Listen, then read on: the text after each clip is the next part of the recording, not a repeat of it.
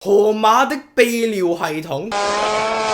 Hello， 大家好，我係 Rico 啊，今日就等我林班長嚟教下大家文學嘅基礎。正所謂台上1分鐘啊，台下就10年功。咁意思就係咧，要達到一個目標咧，背後就永遠要花一段好長啦、好艱辛嘅一段時間嘅。譬如咧，有時你會見到我一啲 YouTube 片咧，就得4-5分鐘嘅，你就可能會用你嗰隻粗壯而冇力嘅食指就指住我同我講：哇 ，Rico 你咁短嘅條片。咁但係有時觀眾未必知道嘅咧，就係我平時到底係點樣去準備一條 YouTube 嘅影片啊？今日就等我 step by step 咁樣帶大家睇下我平時係點樣好有父愛咁樣去引用一條 YouTube 片啦。拍片咧就同朗誦鬼頭望明月差唔多，都係有份稿嘅。每一次拍片之前啦，尤其是係最近呢幾條片啊，我都係會將自己想講嘅嘢好似作文咁全部寫晒喺電話嘅 notepad 上面嘅。咁拍片嗰陣咧就可以照住嚟讀，咁就唔怕講漏嘢啦。寫稿呢一部分咧，我通常都會用大概1個禮拜嘅時間嘅。我哋人類咧係一個被視覺同埋影像主宰嘅動物嚟㗎。換句話講啦，通常一樣嘢嘅外形或者外貌咧，都係我哋定義佢吸唔吸引。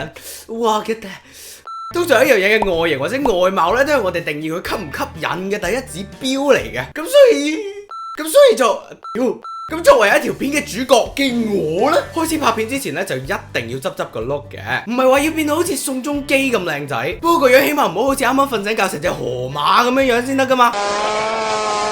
因為無論你唱歌有幾好聽，講嘢有幾好笑都好，如果個樣係成隻河馬咁嘅，你頂盡都係一隻河馬喺度唱緊歌，喺度講緊棟篤笑，而唔會有人係中意見到一隻河馬喺度文曲起舞嘅。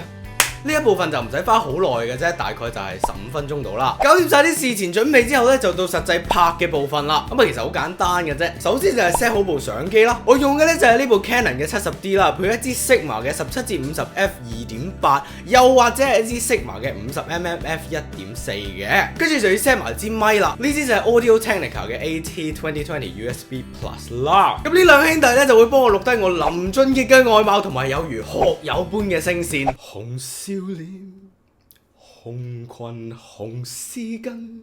咁呢個部分咧就通常要大概2至3個鐘頭嘅時間嘅。咁當啲片拍好之後咧，就要 move 翻去剪片嘅部分啦。咁呢一 part 我嘅身份咧，基本上就係一個 archaeologist 考古學家，因為我嘅目標咧就係要將好多唔同零碎嘅，咁喺呢個 occasion 就係 footage 啦，而唔係碎骨拼埋一齊，成為一件可以見得人嘅展品嘅。咁通常呢一 part 咧都會將我嘅精神揸乾揸淨，因為我剪片咧通常係要花28,800秒至到32,400秒。咁簡單啲嚟講咧，就即係8至到9個鐘頭嘅。嗱，未完噶，最後就要幫條片整埋個縮圖啊，即係你哋。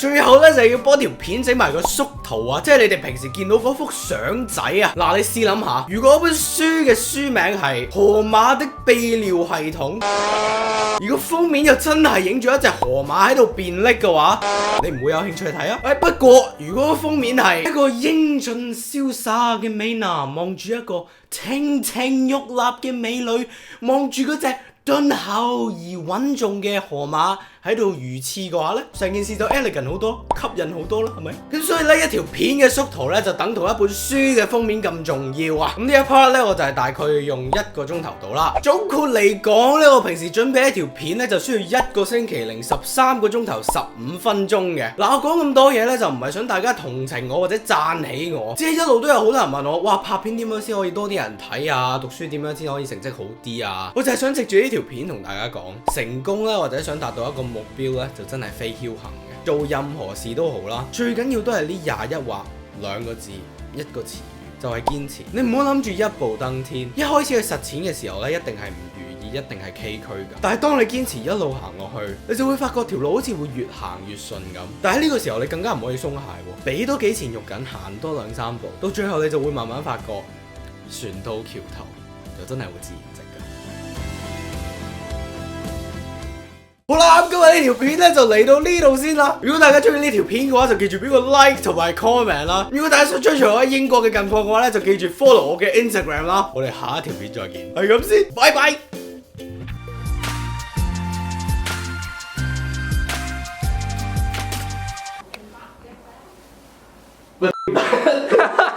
咁呢兩兄弟咧就會幫我錄低我有如學你老母